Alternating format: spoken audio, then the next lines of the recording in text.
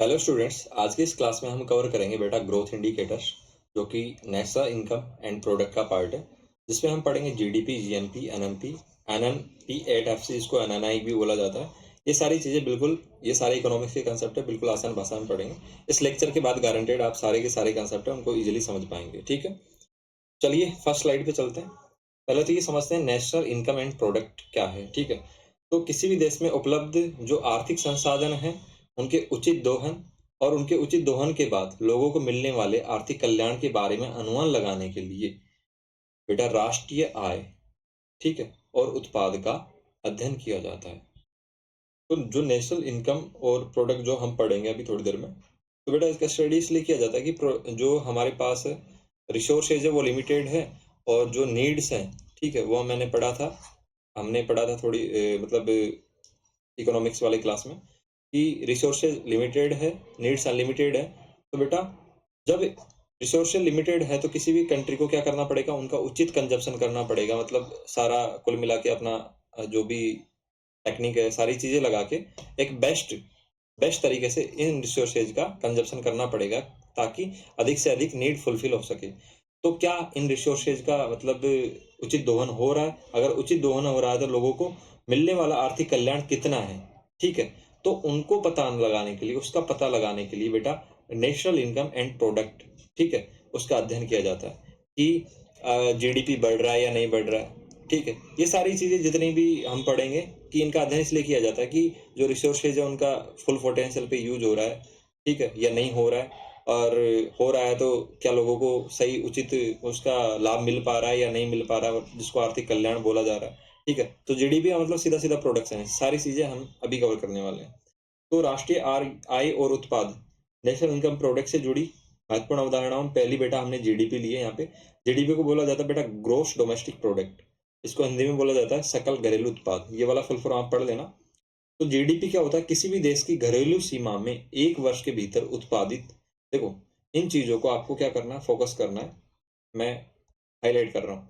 घरेलू सीमा में क्या बेटा? किसी भी देश की घरेलू सीमा के अंदर, किसके अंदर? घरेलू सीमा के अंदर किस किस टाइम फ्रेम में? एक वर्ष में उत्पादित होने वाली सभी वस्तुओं और सेवाओं, अंतिम सभी, बेटा क्या फोकस करना? अंतिम वस्तुओं और सेवाओं के बाजार मूल्यों के समग्र योग को क्या कहा जाता है बेटा? जीडीपी। वापस से समझते हैं। जैसे कि ये हमारा कंट्री बना लेते हैं। कहाँ गए? ओके ओके, कलर चेंज करना पड़ेगा। जैसे कि हमने बेटा ये हमारा कंट्री बना लिया ऐसे करके, और इस तरीके से, ठीक है,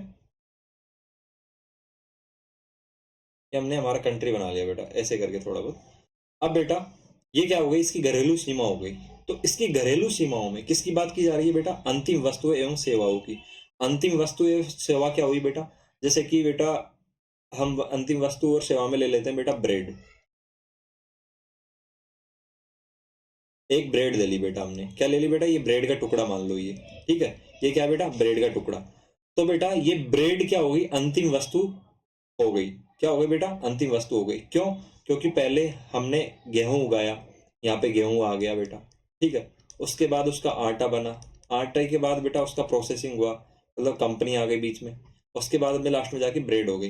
तो बेटा इस ब्रेड का ही मूल्य हम क्या करेंगे? जीडीपी में काउंट करेंगे। इसमें लगे गेहूं, आटे और कंपनी ने इसमें जो भी वैल्यू एडिशन किया उसका मूल्य नहीं जोड़ेंगे, क्योंकि अगर बार बार गेहूं का भी जोड़ा, आटे का भी जोड़ा इनका, तो बेटा ये सारे के सारे मूल्य इसमें पहले से ही काउंट है ब्रेड के मूल्य में, तो ये डबल बार जुड़ जाएंगे। तो इन सभी चीज़ों से बचने के लिए जो फाइनल प्रोडक्ट होता है उसी को जोड़ा जाता है, उसी की जो कीमत होती है, बाजार मूल्य, मतलब टैक्स के साथ जो मूल्य होता है। बाजार मूल्य क्या होता है बेटा?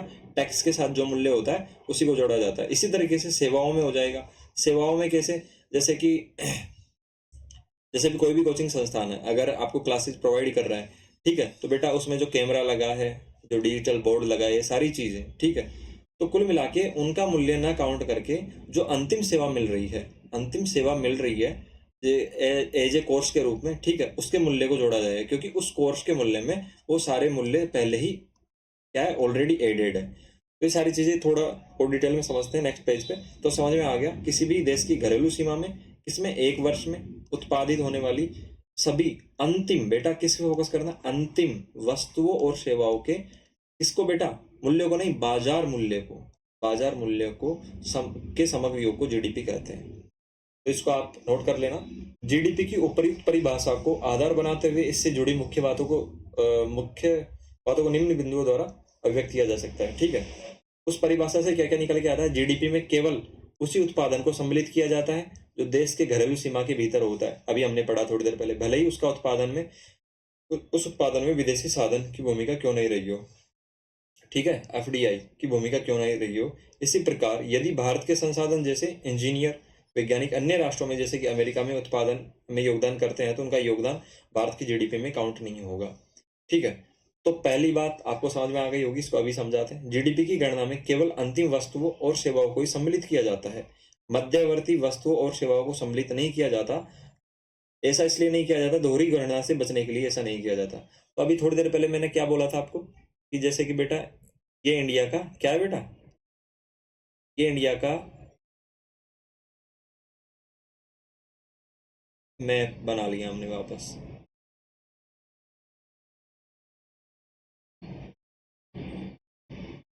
ठीक है, ऐसे करके हमने इंडिया का मैप बना लिया।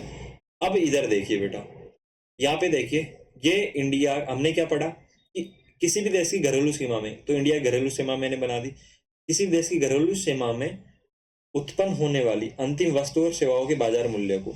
तो बेटा इस घरेलू सीमा में, तो बेटा ये कंपनी ए है, ठीक है, ये बाहर की विदेशी कंपनी है, विदेशी कंपनी है, क्या है बेटा, विदेशी कंपनी है। ये कंपनी क्या है, विदेशी कंपनी। तो बेटा इसका जो प्रोडक्शन है, ठीक है, इसकी अंतिम वस्तुएं सेवाएं, ये भी इसमें शामिल हो रही है हमारे देश की घरेलू सीमा में। तो क्या इसको शामिल किया जाएगा, बिल्कुल शामिल किया जाएगा। हमने अभी अभी यहाँ पे पढ़ा था कि जीडीपी में केवल उसी उत्पादन को सम्मिलित किया जाता है जो देश की घरेलू सीमा के भीतर होता है। ठीक है, हाईलाइट कर देते हैं इसको एक मिनट, कि देश की घरेलू सीमा के भीतर होता है। भले ही उस उत्पादन में क्या हो, विदेशी साधन की भूमिका क्यों न रही हो। ठीक है, एफडीआई की भूमिका क्यों नहीं रही हो। ठीक है, तो कुल मिला के आपको ये समझ में आ गया होगा कि विदेशी साधन, ठीक है, फॉरेन डायरेक्ट इन्वेस्टमेंट। तो कुल मिला के अगर विदेशी साधन कोई है यहाँ पे, जैसे कि ए विदेशी कंपनी हमारे भारत में क्या कर रही है बेटा, प्रोडक्ट बना रही है, जैसे कि साउमी ले लो, एप्पल ले लो, कोई भी जो भी विदेशी कंपनी है यहाँ पे क्या कर रही है बेटा, अपनी सर्विस और प्रोडक्ट बना रही है, तो बेटा वो भी इंडिया की जीडीपी में शामिल होगा। ठीक है, लेकिन इसी प्रकार यदि जैसे कि कोई बाहर की कंपनी आके इंडिया में अगर ऐसे प्रोडक्शन कर रही है, तो बेटा इंडिया की तो टाटा ऐसी कंपनियां हैं, टाटा, रिलायंस, अडानी, काफी सारी ऐसी कंपनियां जो कि बाहर जाके, जैसे कि अमेरिका रहा, ठीक है, और जैसे कि इंडिया के और भी संसाधन कंपनी नहीं बेटा, जैसे कि इंजीनियर वैज्ञानिक, ठीक है, ये सारे के सारे क्या है, अमेरिका में जाके क्या कर रहे हैं बेटा, उत्पादन में योगदान कर रहे हैं।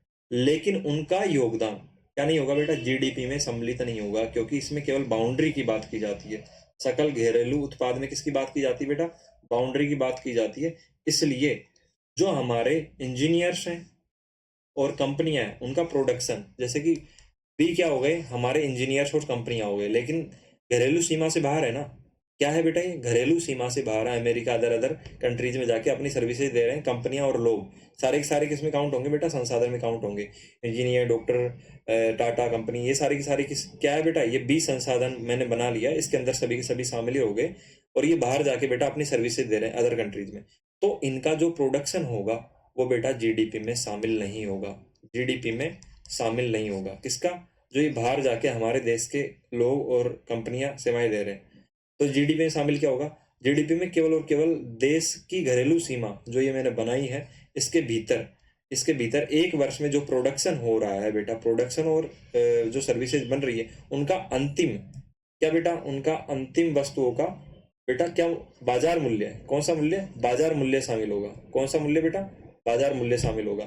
तो हम क्या कह रहे हैं कि हमारे देश में बेटा जिस तरीके से हमारे देश के लोग बाहर जाके सर्विसेज दे रहे हैं और कंपनियां सर्विसेज दे रही है, उस तरीके से बाहर की कंपनियां और लोग भी क्या नाम है यहाँ पे सर्विस दे रहे होंगे। तो हमने उसको ए मान लिया, ए के अंदर क्या आ रहे हैं, बाहर की कंपनियां और उनके लोग।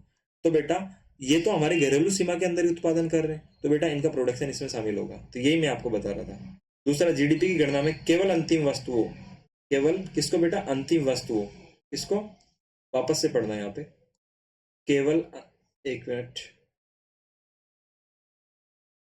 केवल अंतिम वस्तुओं और सेवाओं को सम्मिलित किया जाता है। ऐसा क्यों? क्योंकि बेटा अगर मध्यवर्ती वस्तुओं और सेवाओं को भी सम्मिलित कर लिया जाएगा तो क्या हो जाएगी, दोहरी गणना हो जाएगी।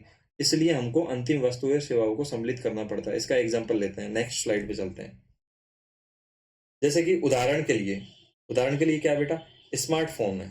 क्या है? स्मार्टफोन है। तो स्मार्टफोन किया जाएगा ना कि स्मार्टफोन और स्मार्टफोन में, तो स्मार्टफोन की प्राइस क्या बेटा, स्मार्टफोन की क्या है, बाजार बाजार प्राइस, मतलब मार्केट प्राइस, उसी को क्या किया जाएगा बेटा, शामिल किया जाएगा, न कि स्मार्टफोन और स्मार्टफोन में लगे पार्ट्स दोनों के मूल्य को।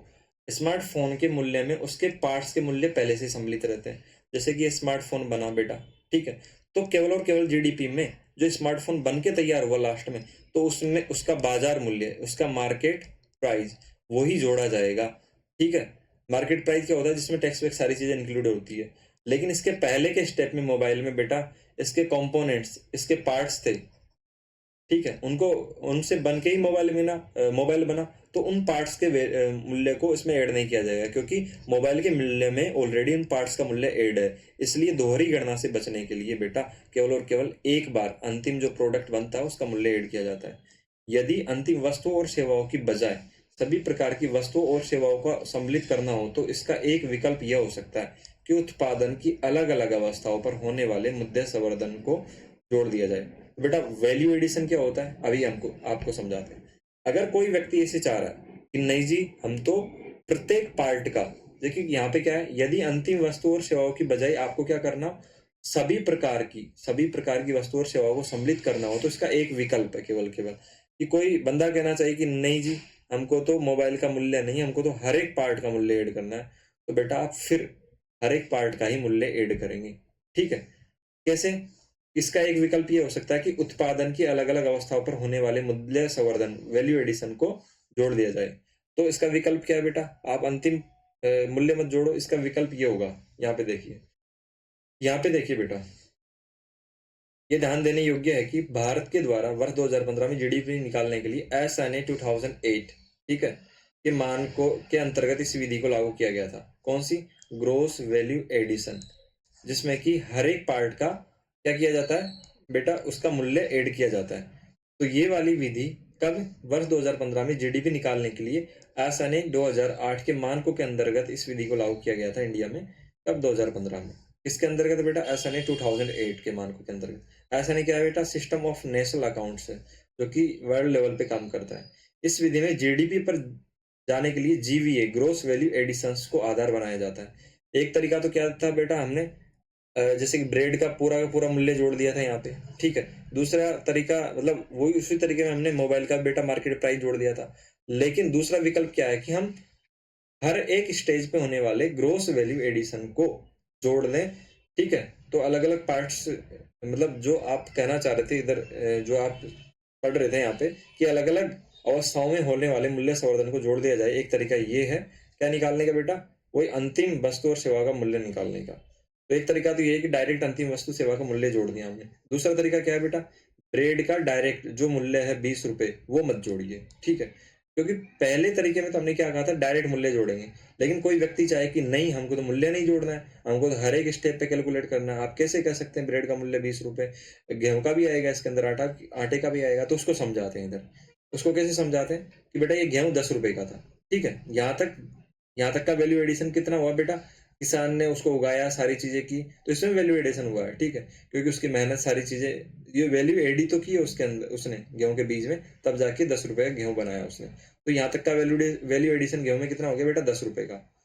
वैल्यू एडिशन का मतलब क्या है कि कोई भी चीज है, जैसे गेहूं है, अब उसके अंदर चेंज करना है, बदलाव करना है, पॉजिटिव बदलाव करना है। जैसे कि उसका आटा बना दिया, तो आटा बनाने में बेटा क्या हुआ, आटा बनाने में मेहनत लगी, ठीक है, हमारा जो संसाधन है वो लगा। तो कुल मिला के अगर संसाधन की खपत होगी और टाइम की खपत होगी, तो बेटा क्या होगा, इसमें वैल्यू एड होगा। क्यों? क्योंकि बेटा कुछ ना कुछ तो वैल्यू एड होगा ना, क्योंकि अपग्रेड किया जा रहा है, आटे में बदला जा रहा है। तो कुछ ना कुछ तो वैल्यू ऐड होगी ना, क्योंकि इस स्टेप पे, इसके बीच के स्टेप पे यहाँ पे क्या किया गया है, यहाँ पे बेटा क्या नाम है वो प्रोसेस किया गया है आटे को, ठीक है, तो उसका वैल्यू ऐड होगा प्रोसेसिंग का, तो उसको बोला जाता है वैल्यू एडिशन। तो गेहूं से आटे पर जाने पर बेटा कितना रुपए खर्चा आया इसको पीसने का, 2 रुपए, तो बेटा इस स्टेप पे वैल्यू एडिशन हो गया 2 रुपए। अब आटे से बेटा ब्रेड बनाने पे कंपनी को कितना खर्चा आया, 8 रुपए, ठीक है, 10 रुपए के जो गेहूं था उसको पीसने में 2 रुपए, और उसके बाद क्या नाम है आटा बनने के बाद क्या नाम है 12 रुपए का आटा बना, तो उस पर बेटा खर्चा कितना आ गया कंपनी को ब्रेड बनाने का, 8 रुपए।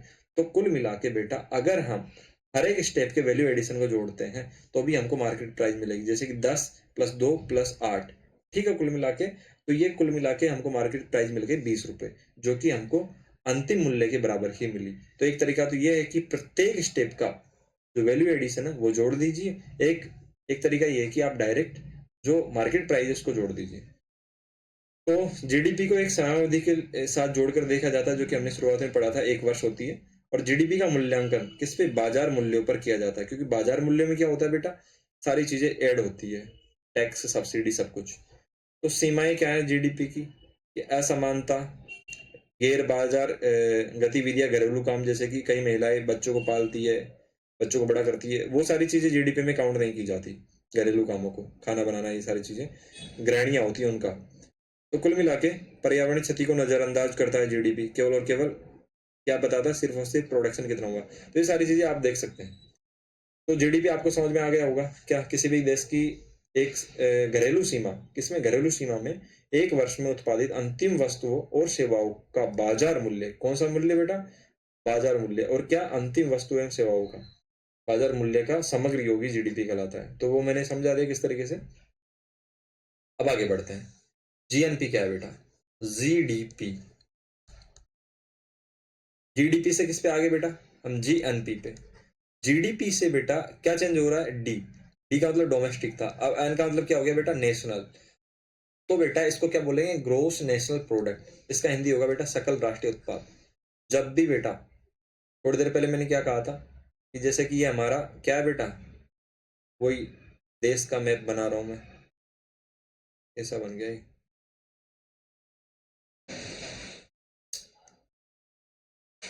ठीक है, कुछ ऐसा ऐसा करके, सॉरी बेटा इसको मिटाना पड़ेगा, मैप का पीएनजी ऐड कर लेना चाहिए था, जैसे कि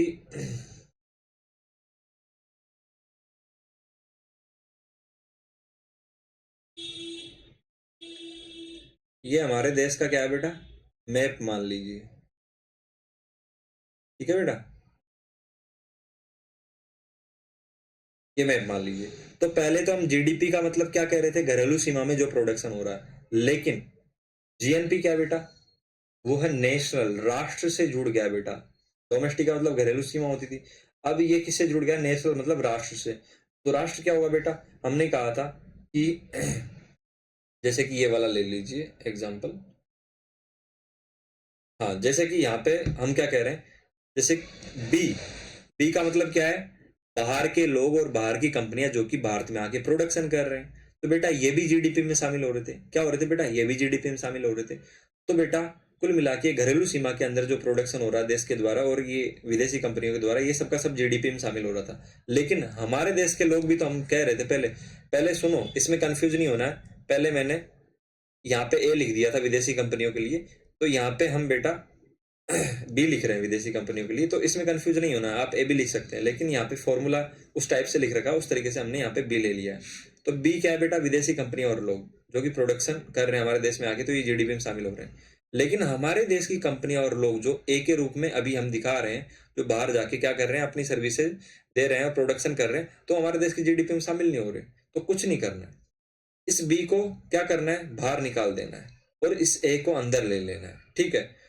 तो ऐसा करने पर जो मिलेगा बेटा, वो मिलेगा बेटा जीएनपी। समझ में आ गया, वापस से समझाते हैं, इधर देखिए, जीएनपी क्या होता है बेटा, GDP plus net factor income earned in abroad, ठीक है। तो ये आपको याद रखना, net factor income earned in abroad, वो कैसे मिलेगी, वो ऐसे मिलेगी जैसे कि ए क्या है, हमारी देश की कंपनी और लोगों के द्वारा प्रोडक्शन किया जा रहा है, ठीक है, और उसमें से अगर हम जो ये हमारे देश में जो ये बाहर की कंपनियां और लोग आके प्रोडक्शन घटा कर रहे हैं, ठीक है, अगर ए में से बी को जोड़ घटा दिया जाए तो जो भी आएगा, ठीक है, उसको अगर किस में जोड़ दिया जाए, हमारे देश की जीडीपी में जोड़ दिया जाए, ठीक है।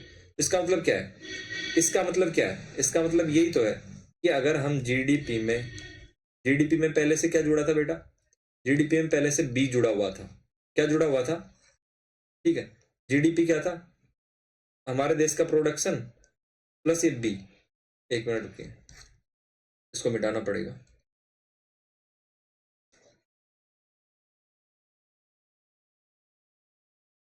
वापस से समझाते।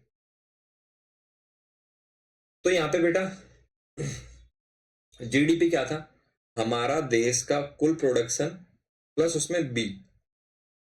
अब हमने क्या किया बेटा, अब हमने बी को बाहर निकाला है, क्या कर दिया, बी को बाहर निकाला है, तो बी को क्या कर दिया हमने, माइनस कर दिया, क्या कर दिया बेटा, माइनस कर दिया, किस में से, जीडीपी में से, जीडीपी में से हमने क्या कर दिया बेटा, अब हम बाहर निकाल रहे हैं पूरी जीडीपी में से बी को, तो बी को माइनस कर दिया, और हम क्या कर रहे हैं बेटा, ए जो हमारे देश की इनकम थी जो बाहर हो रही थी उसको जोड़ रहे हैं, ठीक है। तो यही तो किया है मैंने, बी को बाहर निकाला है और ए को जोड़ा है। क्या हम इसको ऐसे नहीं लिख सकते जैसे कि यहाँ पे लिखा जा रहा है, लिख सकते हैं ना, बिल्कुल लिख सकते हैं। तो अगर हम इसको आगे पीछे करेंगे तो जीडीपी में बेटा क्या करेंगे, ए माइनस बी, ए माइनस बी, ठीक है। तो ग्रोस रूप में क्या करेंगे बेटा, ए माइनस बी, ए क्या है, हमारे लोगों के द्वारा जो प्रोडक्शन किया जा रहा है हमारी कंपनी के द्वारा, उसमें से क्या घटा दिया बेटा, बी घटा दिया। तो जो भी प्लस में आए चाहे माइनस में आए उसको अगर जीडीपी में जोड़ दिया जाएगा, किस में जोड़ दिया जाएगा बेटा, जीडीपी में, तो बेटा मिल जाएगा हमको जीएनपी। और ए माइनस बी, ए माइनस बी, इसी को क्या बोला जाता है बेटा, विदेशों में अर्जित निविल साधन आय, ठीक है, या इसको बोला जाएगा भारतीय संसाधनों द्वारा अर्जित की गई विशुद्ध विदेशी आय। जब भी विशुद्ध, निविल और नेट की बात की जाएगी तो बेटा क्या होता है, उसमें से जो भी हमारा उसमें से दूसरे का घटा दिया जाता है। तो हमारा क्या था ए, उसमें से दूसरे का क्या घटा देंगे, बी। तो कुल मिला के ये ए माइनस बी क्या कहलाएगा बेटा, भारतीय संसाधनों द्वारा अर्जित की गई विशुद्ध विदेशी आय या विदेशों में अर्जित की गई निविल साधन आय, इसको ए माइनस बी को बोला जाता है, ठीक है। तो अगर जीडीपी में अगर ये जोड़ दिया जाता है भारतीय संसाधनों द्वारा अर्जित की गई निविल शुद्ध आय, ठीक है, जिसको ए माइनस बी, शुद्ध या विशुद्ध कुछ भी बोल लो, वो आय। और इसको इस तरीके से भी लिख सकते हैं, भारतीय संसाधनों द्वारा अर्जित कुल विदेशी आय ए माइनस विदेश संसाधन द्वारा भारत में कुल अर्जित आय बी, ठीक है। तो इनमें से अगर इसको घटाएंगे तो बेटा उसी को बोला जाता है भारतीय संसाधनों द्वारा अर्जित की गई विशुद्ध विदेशी आय, या उसको बोला जाता है विदेश में। तो दो तीन टर्म्स लिख रखे हैं, ये सारी चीजें आपको समझ लेनी है। तो जीडीपी प्लस ए माइनस बी जो मिलेगा बेटा, वो क्या मिलेगा बेटा, जीएनपी। तो ग्रोस नेशनल प्रोडक्ट समझ में आ गया कि हमको क्या निकालना है बेटा, ये एब्रोड की इनकम को बाहर निकालना है और हमारे देश की इनकम को जोड़ देना है। तो एक वर्ष में इसका डेफिनेशन क्या है, एक वर्ष में देश के नागरिकों द्वारा, अब घरेलू सीमा हट गई है, राष्ट्रीय आ गया, इसलिए देश के नागरिकों द्वारा देश के अंदर और बाहर, देश के अंदर क्या, बी को छोड़ के जो भी कमा रहे वो नागरिक ही कमा रहे हैं, ठीक है, नागरिक ही उत्पादन कर रहे हैं। देश के नागरिकों द्वारा देश के अंदर, बिल्कुल, और बाहर, बाहर का मतलब ए को शामिल कर लिया हमने, उत्पादित सभी वस्तुओं और सेवाओं का मूल्य है। तो जीडीपी बराबर क्या होता है, जीडीपी वो जीएनपी बराबर क्या होता है, जीडीपी प्लस विदेशों द्वारा प्राप्त शुद्ध साधन आय, उसको एनएफएफआई बोला जाता है, net factor income from foreign, ठीक है। तो कुल मिला के ये सारा आपको समझ में आ गया होगा। जीएनपी यहाँ पे दिखा रखा है कि भारत में अगर बी जो ये कंपनियां बाहर की थी और जो लोग थे, ठीक है, ऐसे हैं, तो उसको हमको क्या करना है, इस तरीके से बाहर निकाल देना है और उसमें क्या जोड़ देना है बेटा, ए जोड़ देना है। तो क्या मिल जाएगा हमको, जीएनपी मिल जाएगा। तो जीएनपी बराबर क्या हो गया बेटा, जीडीपी प्लस ए माइनस बी, ठीक है। इसी को क्या बोला जाता है, इसी को बोला जाता है बेटा भारतीय संसाधनों द्वारा अर्जित की गई विशुद्ध विदेशी आय, ठीक है, या विदेशों में अर्जित निविल साधन आय, ठीक है, इसको बोला जाता है। तो ये आपको बिल्कुल क्लियर हो गया होगा, बिल्कुल आसान चीज है। विदेशी आय के अंतर्गत संसाधनों द्वारा अर्जित आय को ध्यान में रखा जाता है। विदेशी आय के अंतर्गत क्या होता है बेटा, विदेशी आय के अंतर्गत संसाधनों द्वारा अर्जित आय को ध्यान में रखा जाता है। आयात निर्यात से इसका कोई संबंध नहीं होता। वेरी वेरी इंपॉर्टेंट है, वेरी वेरी इंपॉर्टेंट है कि आयात निर्यात से कोई मतलब नहीं है। यहाँ पे आयात निर्यात को विदेशी प्रोडक्शन और स्वदेशी प्रोडक्शन में शामिल नहीं करेंगे। विदेशी आय के अंतर्गत क्या क्या किया जाएगा बेटा? विदेशी आय के अंतर्गत संसाधनों द्वारा अर्जित आय को ही ध्यान में रखा जाता है। इस ए को ही ध्यान में रखा जाएगा विदेशी आय के अंतर्गत। हमारा जो यहाँ से क्या हो रहा है, एक्सपोर्ट हो रहा है, निर्यात या आयात हो रहा है, उससे इसका कोई संबंध नहीं है बेटा इस इनकम का, ठीक है, क्योंकि ये वस्तुओं से जुड़े होते हैं, वस्तुओं से जुड़े हुए होते हैं, ठीक है बेटा, संसाधनों से जुड़े हुए नहीं होते। ओके, तो ये समझ में आ गया कि आयात निर्यात का इससे कोई संबंध नहीं होता है। देश के नागरिकों की आर्थिक उपलब्धियों को मापता है क्या बेटा? जीएनपी, आपको ध्यान रख लेना है, ठीक है। तो आयात निर्यात से इसका कोई संबंध नहीं है। इससे आयात निर्यात से इसका कोई संबंध नहीं है, ये आपको ध्यान रखना है। आयात निर्यात किससे जुड़े होते हैं बेटा? वस्तुओं से जुड़े होते हैं, और जो आय होती है बेटा वो संसाधनों विदेशी मतलब उनसे जुड़ी हुई होती है, ठीक है बेटा। चलिए, जीएनपी और जीडीपी में कुछ अंतर होता है जो साधन आय से जुड़ा होता है, ठीक है। अभी हमने थोड़ी देर पहले देखा, यदि साधन आय के स्तर पर कोई बदलाव नहीं हो, a माइनस बी बराबर कॉन्स्टेंट हो, तो जीडीपी में होने वाला परिवर्तन समान दिशा में जीएनपी में परिवर्तन करेगा। कहने का मतलब ये है, जीएनपी बराबर क्या होता है बेटा? GDP plus a minus B.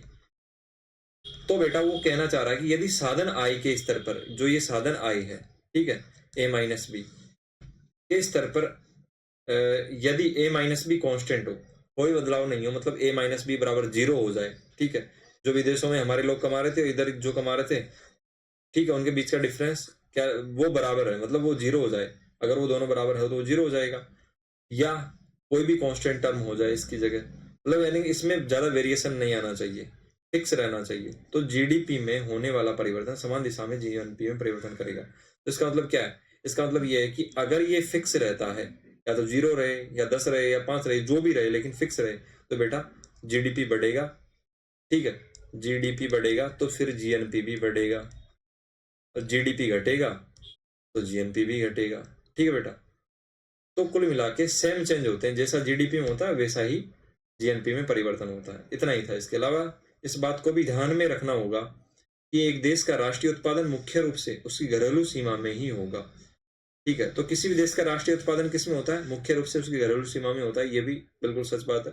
इस प्रकार यह कहा जा सकता है कि जीडीपी और जीएनपी में बड़ा अंतर नहीं होता, और इनको एक दूसरे से अलग नहीं समझा जाना चाहिए।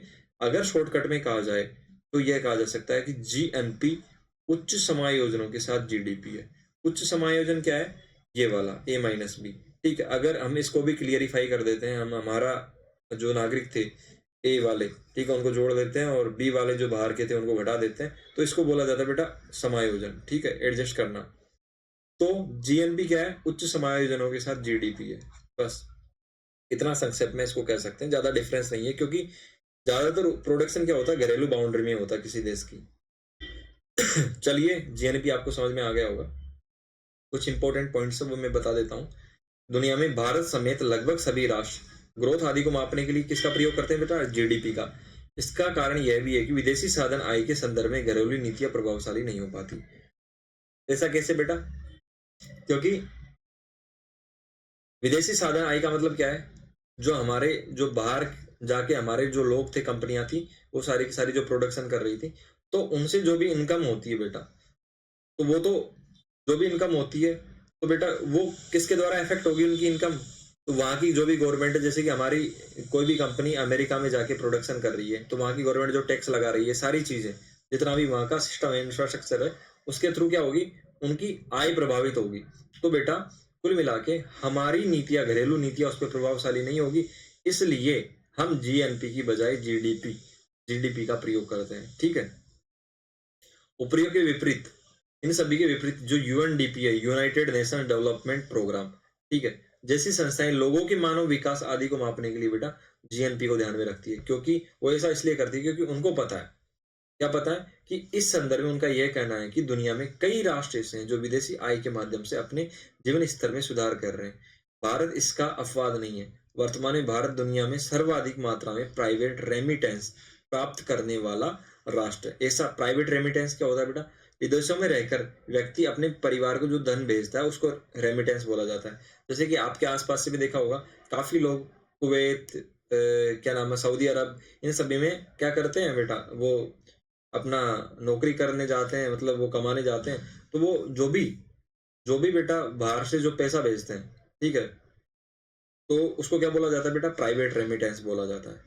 तो कुल मिला के यूएनडीपी क्या कहता है, यूएनडीपी कहता है कि नहीं जी, हम तो जीडीपी को काम में नहीं लेंगे, जीएनपी इसको काम में लेंगे। किसके लिए, मानव विकास आदि को मापने के लिए, ठीक है। ऐसा क्यों, क्योंकि उनको वो कहने लग रहे हैं कि बेटा कई देश ऐसे हैं जो कि क्या करते हैं, जो ए है ना, ए उनका काफी ज्यादा होता है, ए का मतलब उनके लोग बाहर जाके काफी ज्यादा कमा रहे होते हैं, और कुल मिला के उनकी लोग लोग ही मान के चलेंगे उनकी कंपनियां।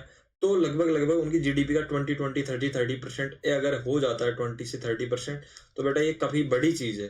तो उस पूरे देश की जीडीपी का 20 से 30% अगर ऐसे ही आ रहा है, तो बेटा इसका मतलब हमको जीएनपी को ध्यान में रखना पड़ेगा, क्योंकि जीएनपी क्या करती है, ए को जोड़ती है, ठीक है। तब जाके हमको एक्चुअल कंडीशन पता चल पाएगी उस देश की जीडीपी में कहाँ से कितना कंट्रीब्यूशन है। तो कुल मिला के विदेशी आय के माध्यम से क्या कर रहे हैं, वो काफी ज्यादा सुधार कर रहे हैं कई देश, ठीक है, अपने जीवन स्तर में।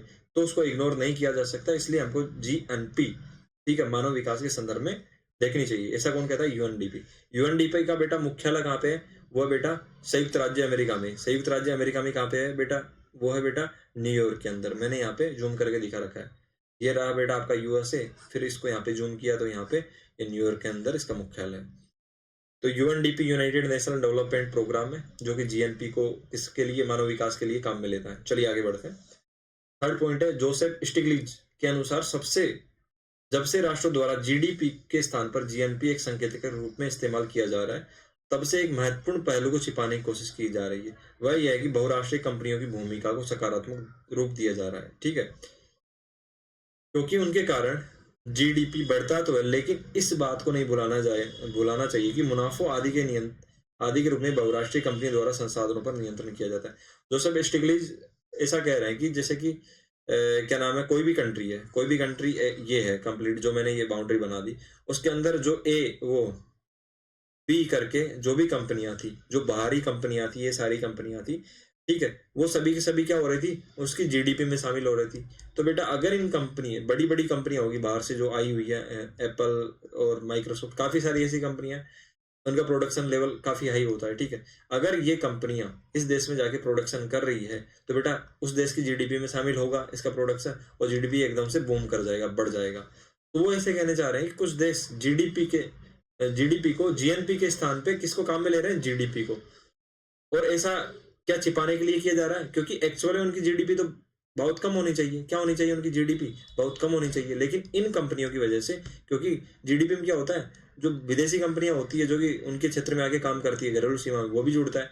तो बेटा इसकी वजह से जीडीपी क्या हो जाता है, एक्चुअल में बूम हो जाता है। लेकिन एक्चुअल में तो ऐसा नहीं है। अगर इन कंपनियों को हटा दिया जाएगा, बाहर निकाल दिया जाएगा जीडीपी से, तो क्या आएगा, जीएनपी आएगा। और जीएनपी आएगा तो बेटा इनकी काफी मोटी इनकम यहाँ से हट जाएगी, और जीएनपी जीडीपी अपेक्षा काफी ज्यादा कम होगा। तो बेटा इनमें काफी ज्यादा डिफरेंस होगा, जहाँ जीडीपी बहुत ज्यादा था वहां पे जीएनपी बहुत कम हो जाएगा। तो कुल मिला के वो ऐसे कहना चाह रहे हैं जोसेफ स्टिग्लिट्ज कि इसको छिपाने की कोशिश की जा रही है, किस चीज को, कि जो ये बहुराष्ट्रीय कंपनियां हैं, ठीक है, कि उनकी महत्वपूर्ण भूमिका को सकारात्मक रूप दिया जा रहा है, क्योंकि उनको जीडीपी में जोड़ा जा रहा है। तो छुपाने की क्या कोशिश की जा रही है बेटा, यह है कि उनके कारण है, कि इन्हीं कंपनियों के कारण इनका जीडीपी बढ़ा हुआ, अदरवाइज इनका जीडीपी इतना है नहीं। इस चीज को छुपाने की कोशिश की जा रही है। लेकिन वो ऐसे कह रहे हैं कि ऐसे नहीं भूलना चाहिए कि जैसे जैसे इन कंपनियों का मुनाफा आदि बढ़ता है, तो ये वहां के संसाधनों पे, उस देश के संसाधनों पर नियंत्रण करना शुरू कर देती है। मतलब वहां की गवर्नमेंट रही, ठीक है, जैसे कि ईस्ट इंडिया कंपनी देख लीजिए आप, तो वहां की गवर्नमेंट रही, उसको मैनिपुलेट करना, कि वहां की सरकार को पलट देना, कुल मिला के इंटरवीन करना शुरू कर देती है। जैसे इनका प्रॉफिट बढ़ता है, तो कुल मिला के वो सरकारी पॉलिसियों को अपने अनुसार मैनिपुलेट करने की कोशिश करती है, और वहां की स्थानीय कंपनियों को इनका नुकसान, लोगों को नुकसान भुगतना पड़ता है। चलिए आगे बढ़ते हैं। जीडीपी, जीएनपी हमने पढ़ लिया, ठीक है। डोमेस्टिक को नेशनल में बदलने के लिए बेटा क्या करते हैं, विशुद्ध विदेशी आय, जो कि विदेशों में अर्जित की जाती है, विशुद्ध विदेशी आय, यहाँ पे हमने देखा था विदेशों में अर्जित निविल या विशुद्ध साधन आय। तो विदेशों में अर्जित विशुद्ध साधन आय को जब जीडीपी में जोड़ा जाता है, वो क्या होती है बेटा, वो होती है बेटा जीडीपी में क्या जोड़ा जाता है, विशुद्ध साधन आय, वो होती है बेटा ए माइनस बी। ए तो हमारी खुद की कंपनियां जो बाहर जाके कमा रही है, और बी यहाँ पे जो हमारे देश में कमा रही है उनको घटा दिया जाता है, तो इसे जीएनपी मिलता है।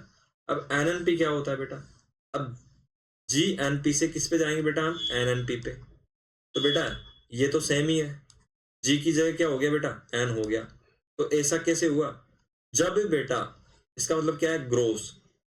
अब ग्रोस से बेटा हमको नेट पे जाना है, तो ग्रोस से नेट पे जाना है, तो इस कंडीशन में हम क्या करते हैं, जीएनपी के लिए बेटा हम एनएनपी में से डेप्रिसिएशन घटा देते हैं। डेप्रिसिएशन का मतलब क्या होता है, मूल्यह्रास, अपकर्ष, मशीनों की गिरावट का अनुमानित मूल्य। कहने का मतलब ये है, किसी भी देश में अगर मशीनें, मतलब इंडस्ट्री काम कर रही है, तो बेटा मशीनें लगेगी उसके अंदर, तो मशीनें लगेगी तो बेटा उनकी घिसा, जैसे कि ये मशीन है, ठीक है, इसके पार्ट्स घिसते रहेंगे टाइम के साथ, और इसकी जो अभी वैल्यू थी, ठीक है, वो समय के साथ गिरती जाएगी, कम होती जाएगी।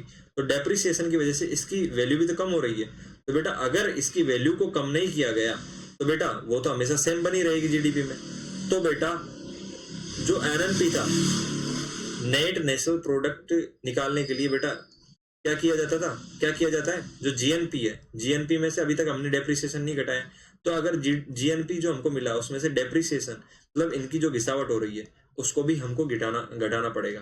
तो डेप्रिसिएशन को जैसे ही घटाया, मतलब मूल्यह्रास या मशीनों की घिसावट का जो भी अनुमानित कॉस्ट जो भी बनाई गई होगी, वो जैसे ही घटाते हैं बेटा, तो हमको क्या मिल जाता है, एनएनपी, नेट नेशनल प्रोडक्ट। तो आपको ये समझ में आ गया होगा, जीएनपी क्या होता है, जीडीपी माइनस विदेशों में अर्जित विशुद्ध साधन आए, ठीक है, जीडीपी प्लस ए माइनस बी। और जब जीएनपी में से बेटा जो मशीनों की घिसावट है, हर एक राष्ट्र के लिए लागू होता है, जैसे कि हम हमारे देश में बात करें, तो हमारे देश में जो मशीनों की घिसावट है उसको बेटा माइनस कर दिया जाता है जीएनपी में से, तो बेटा क्या मिलता है, एनएनपी, नेट नेशनल प्रोडक्ट, विशुद्ध या निविल साधन उत्पादन, ठीक है, प्रोडक्ट है यहाँ पे, इनकम नहीं है, ठीक है। अब इधर देखिए, जो ये सभी के सभी चीजें बात की जा रही थी, जीडीपी, जीएनपी, ये सभी की सभी बेटा अब तक क्या थी, मार्केट प्राइस पे। मार्केट प्राइस क्या होती है, ऐसी वो प्राइस जिसमें बेटा टैक्स, सब्सिडी, सारी चीजें इंक्लूड होती है। तो इसका डेफिनेशन है एनएनपी का, एक वर्ष में देश के सभी निवासियों द्वारा अर्जित कुल आय, ठीक है। तो जीडीपी का क्या था बेटा, वो जीएनपी का डेफिनेशन क्या था, इधर देखिए, देश के नागरिकों की आर्थिक उपलब्धियों का मापता है, ओके, हाँ, नागरिकों द्वारा देश के अंदर और बाहर उत्पादित सभी वस्तुओं और सेवाओं का मूल्य, ठीक है, बाहर और अंदर उत्पादित सभी वस्तुओं और सेवाओं का मूल्य जीएनपी था। अब यहाँ पे क्या है बेटा,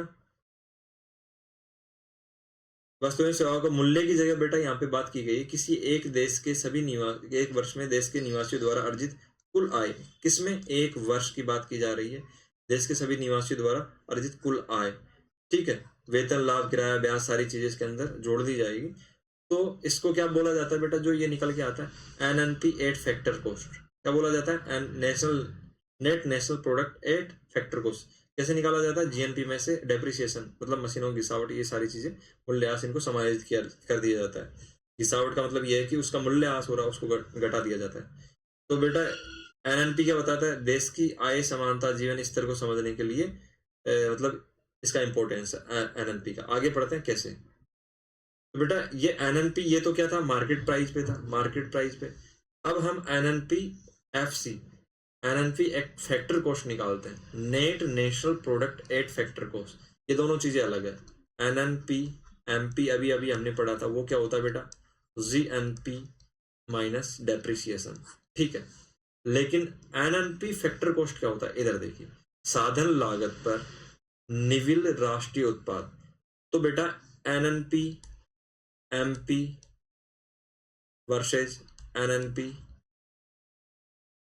एफसी, इसमें डिफरेंस ये होता है कि इसमें तो बेटा मार्केट प्राइस वाले में तो बेटा टैक्स, ठीक है, ये सारी चीजें इंक्लूड होती है, लेकिन इसमें इंक्लूड नहीं होती है, इसमें केवल फैक्टर कॉस्ट इंक्लूड होती है। कैसे, जैसे कि एनएनपी एफसी को नेट नेशनल इनकम भी कहा जाता है। क्या कहा जाता है बेटा, नेट नेशनल इनकम, या सीधा सीधा नेशनल इनकम भी बोल दिया जाता है। किसको, एनएनपी एफसी को। इसे ज्ञात करने के लिए निम्न सूत्र का उपयोग किया जाता है, एनएनपी एफसी बराबर क्या, एनएनपी एमपी, जो कि अभी हमने लास्ट स्लाइड में पढ़ा था, ठीक है। एनएनपी जिसको सिंपल एनएनपी बोला जाता है, वही एनएनपी एमपी होता है, मार्केट प्राइस। उसमें से बेटा इनडायरेक्ट टैक्सेस, ठीक है, क्योंकि वस्तुएं सेवाओं में इनडायरेक्ट टैक्सेस जुड़े होते हैं, डायरेक्ट तो नहीं जुड़े होते हैं, डायरेक्ट तो इनकम टैक्स होता है। तो बेटा इनडायरेक्ट टैक्सेस अगर उनमें से घटा दिए जाए और उनमें सब्सिडी जोड़ दी जाए तो बेटा क्या मिलता है हमको, एनएनपीएफसी। ऐसा कैसे, जैसे कि जैसे कि 10 रुपए का ये डस्टर है, क्या है बेटा, ये डस्टर है 10 रुपए का, ठीक है। ये इस पे क्या है बेटा, 10% टैक्स जुड़ा है। कितना बेटा, 10% इस पे टैक्स जुड़ रहा है, जो कि 1 रुपया हो गया। तो इसकी वो कॉस्ट हो गई बेटा मार्केट प्राइस 11 रुपीज। तो ये क्या हो गया, N N P M P, जो कि सिंपल एन एन पी होता है, N N P at market price. अगर हम इसकी फैक्टर कॉस्ट निकालेंगे डस्टर के लिए, तो बेटा फैक्टर कॉस्ट कैसे निकालते हैं, उसमें क्या क्या फैक्टर शामिल होते हैं, लेबर, तो लेबर को क्या दिया जाता है, वेजेज मतलब मजदूरी। दूसरा कैपिटल, ठीक है, कैपिटल, कैपिटल के लिए बेटा क्या देना पड़ता है, इंटरेस्ट।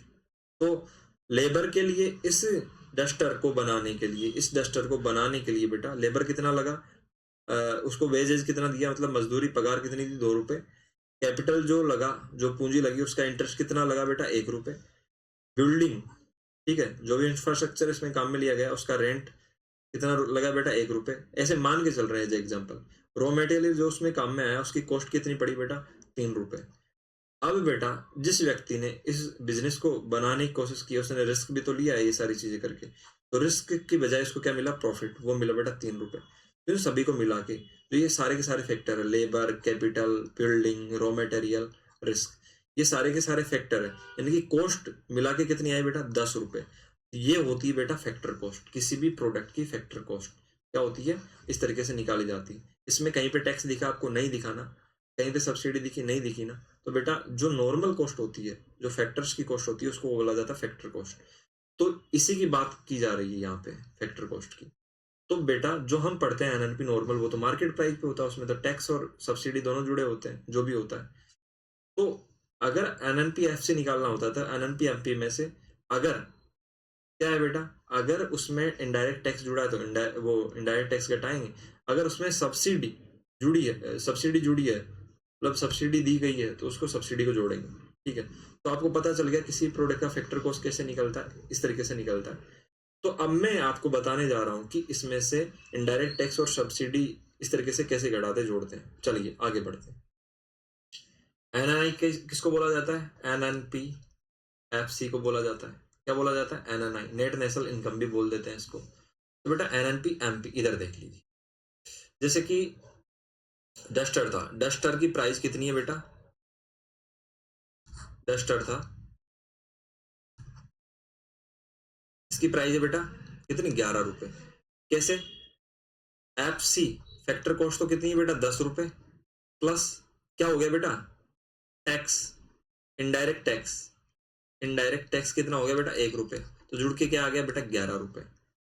अब इधर देखिए, अब जैसे कि डीएपी कट्टा, डीएपी या यूरिया का जो भी, ऐसे करके जो पॉलिथीन बैग आता है बेटा, जो भी 30 40 50 किलो का, ये कट्टा है, डीएपी खाद, डीएपी का खाद है, ठीक है बेटा। अब इसकी प्राइस कितनी होनी चाहिए बेटा, इसकी प्राइस फैक्टर कॉस्ट पे कितनी है बेटा, 1000 रुपए। कितनी है, 1000 रुपए। इसको समझना ध्यान से, अगर आपने यहाँ पे स्किप कर दिया तो सब कुछ गड़बड़ हो जाएगा, और गारंटेड आपको ये समझ में आने वाला है। तो बेटा इस पे सब्सिडी गवर्नमेंट ने कितनी दी, वो दी बेटा इस पे 400 रुपए। तो ये मार्केट प्राइस कितनी हो गई बेटा, मार्केट प्राइस हो गई बेटा इसकी 600 रुपए, क्योंकि सब्सिडी मतलब डिस्काउंट दे दिया ना। तो अब हम ये मान के चल रहे हैं कि हमारे देश की इकोनॉमी में, हमारे देश की इकोनॉमी में दो ही चीजें पैदा हो रही है, एक तो डस्टर, एक डीएपी खाद का कट्टा। तो बेटा हमको क्या निकालना, नेट नेशनल इनकम। वो क्या होता है, वो net national product factor cost पे निकालते हैं, तो उसको बोला जाता है नेट नेशनल इनकम, ठीक है बेटा।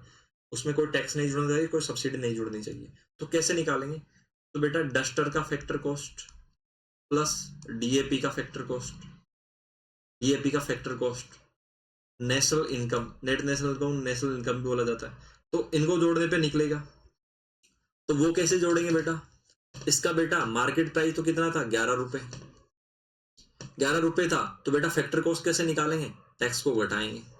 तो बेटा क्या किया हमने, फैक्टर कॉस्ट निकालने के लिए वही market price, market price plus वो माइनस टैक्स, कौन सा, इनडायरेक्ट टैक्स, इनडायरेक्ट टैक्स, ये तो किया हमने डस्टर के लिए, प्लस डीएपी कट्टे की बेटा मार्केट प्राइस कितनी है, 600 रुपए, ठीक है। और बेटा अब हमको उसका फैक्टर कॉस्ट निकालना, तो फैक्टर कॉस्ट तो बेटा क्या नाम है, 1000 रुपए था एक्चुअल में। तो बेटा 400 रुपए क्या दे दी गवर्नमेंट सब्सिडी, मतलब गवर्नमेंट ने उस कंपनी बनाने वाले को 400 रुपए अपनी जेब से दिए, अपनी जेब से दिए, और हमको कट्टा कितने पड़ा, 600 रुपए में। तो हमारे हिस्से के 400 रुपए किसने दे दिए, गवर्नमेंट ने। लेकिन एक्चुअल फैक्टर कॉस्ट तो 1000 रुपए, तो बेटा वो सब्सिडी का अमाउंट क्या होना चाहिए, उसमें जुड़ना चाहिए, तो ये जुड़ेगा। तो अगर हम एक डस्टर और एक डीएपी का कट्टा पैदा करते हैं, तो डस्टर वाले कंडीशन में हमारे पास टैक्स जुड़ रहा था, तो हमने क्या किया, मार्केट प्राइस में से टैक्स घटा दिया, ठीक है, 1 रुपया। और जब डीएपी का कट्टा बना था तो हमको तो कम का पड़ रहा था, क्योंकि 400 रुपए गवर्नमेंट ने अपनी तरफ सब्सिडी दे दी थी। तो सब्सिडी देने का मतलब क्या है, गवर्नमेंट ने जो कंपनी डीएपी बना रही थी उसको अपनी जेब से पे किया हमारे लिए 400 रुपए। तो बेटा तो वो 400 रुपए जुड़ेगा, क्योंकि एक्चुअल में उस कट्टे की फैक्टर कॉस्ट क्या है, 1000 रुपए। तो हमने क्या देखा कि जब भी नेशनल इनकम निकालते हैं तो बेटा जो भी टैक्स होता है वो तो घटता है, और जो भी सब्सिडी होता है वो जुड़ता है। तो इस तरीके से नेशनल इनकम निकलती है। तो बेटा क्या हम ऐसे नहीं कह सकते कि एनएनपी एमपी उसमें से इनडायरेक्ट टैक्स घटाएंगे और सब्सिडी जोड़ेंगे, और इन दोनों को मिला के किसको, इसको और इसको, क्या हम ऐसा नहीं कह सकते कि एनएनपी एमपी में से नेट इनडायरेक्ट टैक्स को घटाएंगे, और नेट इनडायरेक्ट टैक्स को हम क्या लिख दिए, हम लिख दिए इनडायरेक्ट टैक्स माइनस सब्सिडी। क्योंकि अगर हम इस नेट इनडायरेक्ट टैक्स की जगह ये लिखेंगे, ठीक है, और ब्रैकेट ओपन करेंगे, तो बेटा वही ऊपर वाली कंडीशन हमको मिल जाएगी, ठीक है। आप रख के देखिएगा। तो नेट इनडायरेक्ट टैक्स बराबर क्या लिख दिया हमने, माइनस का चिन्ह, और ब्रैकेट में क्या, सब्सिडी, वो indirect tax, tax minus subsidy, ठीक है। ये हमने नेट इनडायरेक्ट टैक्स में लिख दिया। अगर ये माइनस का चिन्ह आगे लगता है, इसको ओपन करेंगे तो वापस से वही कंडीशन मिल जाएगी, इनडायरेक्ट टैक्स तो माइनस में हो जाएगा, और सब्सिडी, या सब्सिडी को माइनस इसलिए लिखा है क्योंकि माइनस वाला चिन्ह इसको मल्टीप्लाई करके प्लस कर देगा, इसलिए नेट इनडायरेक्ट टैक्स होता है इनडायरेक्ट टैक्स माइनस सब्सिडी। तो समझ में आ गया, सब्सिडी जुड़ती है और इनडायरेक्ट टैक्स घटता है, किसके लिए, मार्केट प्राइस के लिए, वो मार्केट प्राइस से फैक्टर कॉस्ट पे जाने के लिए। तो बेटा इसी को क्या बोला जाता है, national income. Net national product eight factor cost को क्या बोला जाता है, नेशनल इनकम बोला जाता है। तो हम इस नेशनल इनकम को क्या बोल सकते हैं, फैक्टर कॉस्ट भी बोल सकते हैं, या फैक्टर इनकम भी बोल सकते हैं, ठीक है। और इसी को क्या बोला जाता है, नेशनल इनकम। तो बेटा अगर आपको एफ सी मिल जाए फैक्टर कॉस्ट, ठीक है, या आपको एफ आई मिल जाए फैक्टर इनकम, या एन आई मिल जाए, तीनों का मतलब एक ही है, ठीक है। ये दोनों मतलब बराबर नहीं है, ये बराबर का चिन्ह नहीं है। इसका मतलब ये बता रहा है कि दोनों एक दूसरे के समानार्थी है, मतलब दोनों का मतलब एक जैसा है, ठीक है, बराबर का चिन्ह नहीं है। इधर देखिए, तो फैक्टर साधन आय और जो राष्ट्रीय आय है या साधन लागत, ये एक ही चीज होती है, ठीक है। तीनों एक ही चीज को रेफर करती है, वो क्या होती है बेटा, एन एन आई, और एन एन आई को क्या बोला जाता है, या N N P F C. तो एक ही चीज के कितने सारे नाम है, ठीक है, तो आपको ये याद रखना है। पहली कंडीशन, अगर मार्केट प्राइस और फैक्टर कॉस्ट, ठीक है, फैक्टर कॉस्ट बराबर है और फैक्टर इनकम बराबर है, ठीक है, यदि टैक्स और सब्सिडी नहीं होंगे, इधर देखिए बेटा, अगर टैक्स ये वाला और सब्सिडी है ही नहीं, ये जीरो हो गए, तो बेटा क्या होगा, एन एन आई और N N P M P ये दोनों बराबर होंगे, ठीक है। इसका मतलब क्या होगा, मार्केट प्राइस का मतलब क्या है, N N P M P, और फैक्टर कॉस्ट का मतलब क्या है, N N P at F C, और फैक्टर इनकम का मतलब क्या है, वही एन एन आई, ठीक है। क्या तीनों ये बराबर नहीं होंगे, बिल्कुल बराबर होंगे। अगर टैक्स और सब्सिडी जीरो कर दिया जाए, इस फॉर्मूले में जीरो रख के देखिए बेटा, यहाँ पे टैक्स सब्सिडी की जगह, तो जो हमारा एन एन आई है वो क्या होता है, वो N N P F C होता है, वो किसके बराबर हो जाएगा, वो net national product act MP, ठीक है। तो net national act product MP को क्या लिख दिया यहाँ पे शॉर्टकट में, एमपी बराबर किसके हो जाएगा बेटा, फैक्टर कॉस्ट के। फैक्टर कॉस्ट किसको लिख दिया शॉर्टकट में, एनएनपी एफसी को फैक्टर कॉस्ट लिख दिया, और एफ आई किसको लिख दिया बेटा, वही एनएनआई को एफ आई लिख दिया, फैक्टर इनकम, इसी को नेट नेशनल इनकम भी बोला जाता है। तो इस कंडीशन में तीनों बराबर होंगे, लेकिन यदि टैक्स है, क्या है बेटा, टैक्स है, टैक्स होगा तो बेटा हमेशा मार्केट प्राइस ज्यादा होगी, क्योंकि मार्केट प्राइस में टैक्स जुड़ा होता है। तो इस कंडीशन में जो ये वाला चीज होगा एनएनपी एमपी, वो इससे ज्यादा होगा एनएनआई से, क्योंकि एनएनपी एमपी में ऑलरेडी टैक्स जुड़ा हुआ है। ठीक है, तो उसी में से तो टैक्स घटाएंगे तब जाके क्या मिलेगा, तब जाके तो बेटा फैक्टर कॉस्ट मिलेगा। ठीक है, तो फैक्टर कॉस्ट और फैक्टर इनकम एक ही चीज होती है, वो है बेटा एनएनआई। तो कुल मिला के इस कंडीशन में मार्केट प्राइस ज्यादा होगी। अगर टैक्स नहीं है, सिर्फ और सिर्फ सब्सिडी है, तो बेटा उस कंडीशन में क्या होगा, मार्केट प्राइस कम होगी, क्योंकि सब्सिडी में मार्केट प्राइस क्या होती है, कम होती है। जैसे कि यहाँ पे फैक्टर कॉस्ट तो 1000 रुपए थी और मार्केट प्राइस 600 रुपए थी, तो बेटा जब सब्सिडी मिलती है तो मार्केट प्राइस कम होती है, क्योंकि बची हुई सब्सिडी किसके द्वारा, गवर्नमेंट के द्वारा दी जाती है। तो मार्केट प्राइस कम हो जाता है कब, जब सब्सिडी होती है। और फैक्टर कॉस्ट हमेशा ज्यादा होती है सब्सिडी के टाइम पे, क्योंकि यहाँ पे फैक्टर कॉस्ट 1000 रुपए थी डीएपी की और मार्केट प्राइस 600 रुपए थी। तो कुल मिला के इस कंडीशन में एमपी क्या होगा, एफसी से मतलब छोटा छोटा होगा, और एफसी और एफआई तो एक ही चीज को रिप्रेजेंट करते हैं। चलिए आगे बढ़ते हैं। तो N N P M P, ठीक है, ये क्या है, net national product at market price. अगर इसकी जगह हम N N P F C निकालते हैं तो N N P M P में से बेटा क्या करते हैं, वही net indirect tax, net indirect tax घटा देते हैं। ठीक है, नेट इनडायरेक्ट टैक्स घटा देते हैं, किसमें से, एनएनपी एमपी में से। और एनएनपी एफ सी, इसी को क्या बोला जाता है बेटा, नेट नेशनल इनकम या नेशनल इनकम या फैक्टर इनकम या फैक्टर कॉस्ट, ये सारे नाम बेटा एक ही चीज के। ठीक है, तो ये आपको ध्यान रखना है। तो सैद्धांतिक रूप से एनएनपी या एनडीपी की अवधारणा जीएनपी और जीडीपी की तुलना में अच्छी होती है, क्योंकि एनएनपी और एनडीपी में मशीनों की घिसावट को समायोजित कर दिया जाता है। ठीक है बेटा, तो देश की उत्पादन क्षमता बनी रहती है। तो कहने का मतलब क्या है कि एनएनपी और एनडीपी, ठीक है, इसकी अवधारणा। तो एनडीपी क्या होगा बेटा, तो जीडीपी। तो अगर इस ग्रोथ को नेशनल में चेंज किया जाता है तो क्या किया जाता है, अभी थोड़ी देर पहले हमने पढ़ा था, डेप्रीसिएशन घटा दिया जाता है, किस में से, जीडीपी में से। अगर डेप्रीसिएशन घटा देंगे तो क्या मिल जाएगा, एनडीपी मिल जाएगा। और जीएनपी, इस तरीके से एनएनपी, एनएनपी प्राप्त करने के लिए क्या करते हैं, वही जीएनपी में से बेटा वही जी को हटाने के लिए वही डेप्रीसिएशन घटा देते हैं। तो इस तरीके से आप एनडीपी भी ज्ञात कर सकते हैं और क्या नाम है, एनपी भी ज्ञात कर सकते हैं। ठीक है, तो एनएनपी एनडीपी की अवधारणा इनकी बजाय क्यों अच्छी बेटा, क्योंकि इसमें जो मशीनों की गिसावट है उसको समायोजित कर दिया जाता है, इससे एक्चुअल जो मतलब देश की उत्पादन क्षमता वो बनी रहती है। व्यवहारिक रूप से तुलना करने के लिए एनएनपी एनडीपी की बजाय जीएनपी जीडीपी को अधिक महत्व दिया जाता है। इसका कारण यह है कि डेप्रिसिएशन के समायोजन के नियम सभी राष्ट्रों में एक समान नहीं होते। ठीक है बेटा, तो व्यवहारिक रूप से जीएनपी जीडीपी को इसमें कंपैरिजन करने के लिए काम में लिया जाता है, क्योंकि डेप्रिसिएशन के रूल सभी राष्ट्रों में समान नहीं होते। ऐसा इसलिए क्योंकि आपके राष्ट्र में हो सकता है कि मशीनों की घिसावट को 20% के साथ समायोजित किया जाता हो, इंग्लैंड में हो सकता है कि 5% के साथ समायोजित किया जाता हो। तो इंग्लैंड की जीडीपी तो बेटा बढ़ती हुई दिखाई देगी और आपकी घटती हुई, इसलिए हम कंपैरिजन करने के लिए जीएनपी जीडीपी को ही काम में लेते हैं ज़्यादातर। चलिए, तो आज के लेक्चर में इतना ही था। हमने क्या पढ़ा, हमने पढ़ा सबसे पहले जीडीपी, जीडीपी से बेटा हम आए किस पे, जीएनपी। ठीक है, तो हमने क्या किया, जीडीपी में हमारे देश की इनकम को तो क्या कर दिया बेटा, जोड़ दिया, और बाहर वालों की इनकम भी थी उसको बाहर निकाल दिया। तो हमको क्या मिल गया, जीएनपी। ठीक है, जीएनपी मिल गया, ग्रोस नेशनल प्रोडक्ट मिल गया, सकल राष्ट्रीय उत्पाद मिल गया।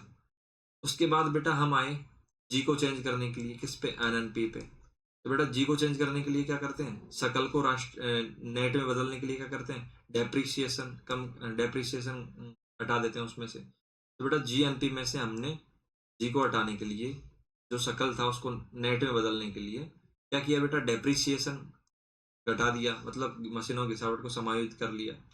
अब ये क्या मिला हमको, ये सारी चीजें मार्केट प्राइस पे थी। ठीक है, जीडीपी मार्केट प्राइस पे, ये सारी चीजें मार्केट प्राइस पे थी। तो एनएनपी एमपी मिल गया। अब हमको क्या निकालनी थी, नेशनल इनकम या नेशनल इनको क्या क्या बोला जाता है, NNI नेट नेशनल इनकम, या उसको क्या बोला जाता है, NNP 8FC। फैक्टर कॉस्ट पे जो नेट नेशनल प्रोडक्ट निकलता है वही नेट नेशनल इनकम या नेशनल इनकम होता है।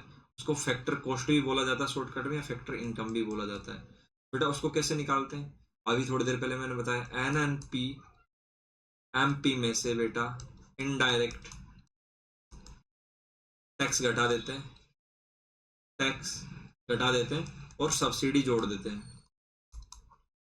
और ऐसा क्यों करते हैं, मैंने बताया था इनडायरेक्ट टैक्स क्या होते हैं बेटा, जुड़े होते हैं। तो एक्चुअल कंडीशन क्या होती है, फैक्टर को उस पे पहुंचने के लिए बेटा उनको तो हटाना पड़ता है। और सब्सिडी क्या होती है बेटा, ऑलरेडी हटी हुई होती है। जैसे कि डीएपी का कट्टा लिया था हमने, क्या लिया था, डीएपी का कट्टा, डीएपी का कट्टा, इसकी फैक्टर कॉस्ट तो कितनी थी बेटा, 1000 रुपये।